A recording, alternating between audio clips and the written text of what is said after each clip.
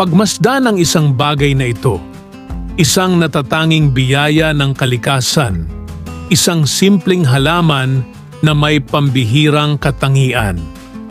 At dahil sa natatangi nitong ganda at mapanghalinang amoy, kusang lumalapit dito ang mga insektong mapaminsala sa ating kalusugan. Pagmasdan kung paano nito nahuhuli ang mga nagiging biktima sa kanyang pambihirang bitag.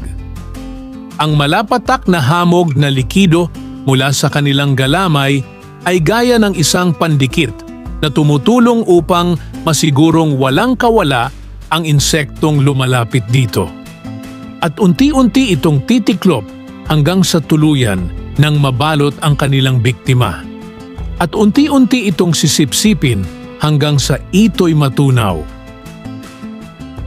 Yan ang halamang Drosera o kilala sa pangalang sandiyo.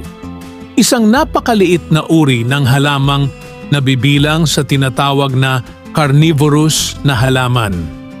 Malaki ang benepisyong na idudulot ng halamang ito sa tao.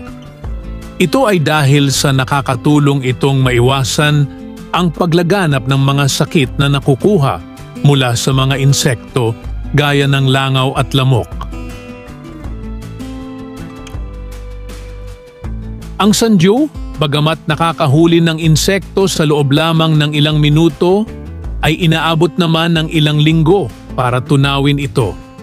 Madalas, ang carnivore plant ay karaniwang nabubuhay sa lupa. Ngunit alam nyo ba na may nabubuhay din sa tubig?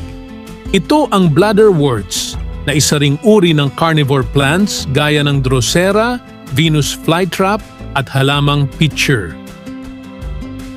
May katangian ng bladderworts na kakaiba sa mga halamang ito gaya ng kawalan nila ng ugat na siyang sumisipsip ng nutrisyon upang mabuhay ang halaman.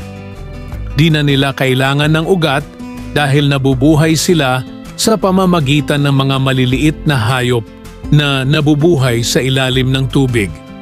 Ito ay sa tulong ng malabukol na parte ng katawan nito na parang mga vacuum. Ang mga maliliit na hayop gaya ng kitikiti, butete o tadpoles at maliliit na isda kanilang nagiging biktima. At dahil nga sa kawalan nila ng ugat, ibig sabihin palutang-lutang lamang ito sa tubig at lumilitaw naman sa ibabaw nito ang kanilang mga bulaklak.